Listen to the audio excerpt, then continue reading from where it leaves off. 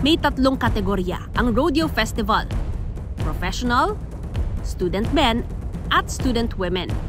7 naman ang games bawat kategorya, maliban sa babae na 6 lang.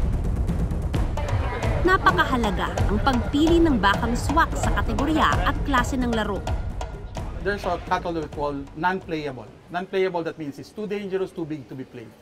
Then there's also the very playable, that's too friendly naman to be played, that it's not anymore challenging.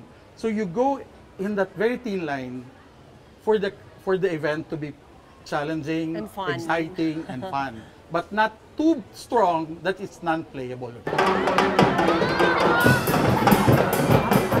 Bago magsimula ang kompetisyon, pumarada muna ang mga lalaban sa rodeo festival.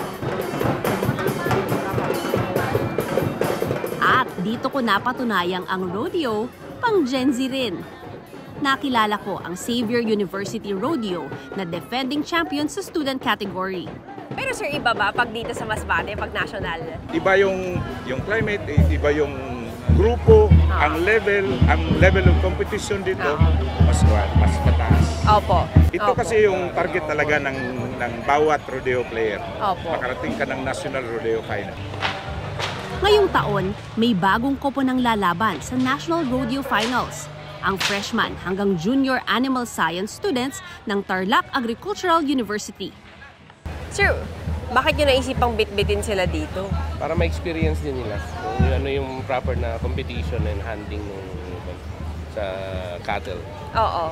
Kasi isang part din nila sa curriculum nila on large ruminant as their activities and yung actual talaga.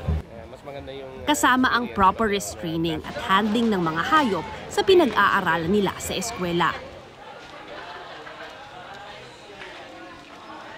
Halos isang araw na binaybay nila ang mahigit 700 kilometers na layo mula sa Tarlac hanggang Masbate. Pagod man sa biyahe, walang tigil sa practice sina coach. Yan yung side step. Kapag sa side step po. Kasi isa lang po yung way ng baka. Hindi kagaya ng kalabaw na nagswesway po yung sungay pag umaatake.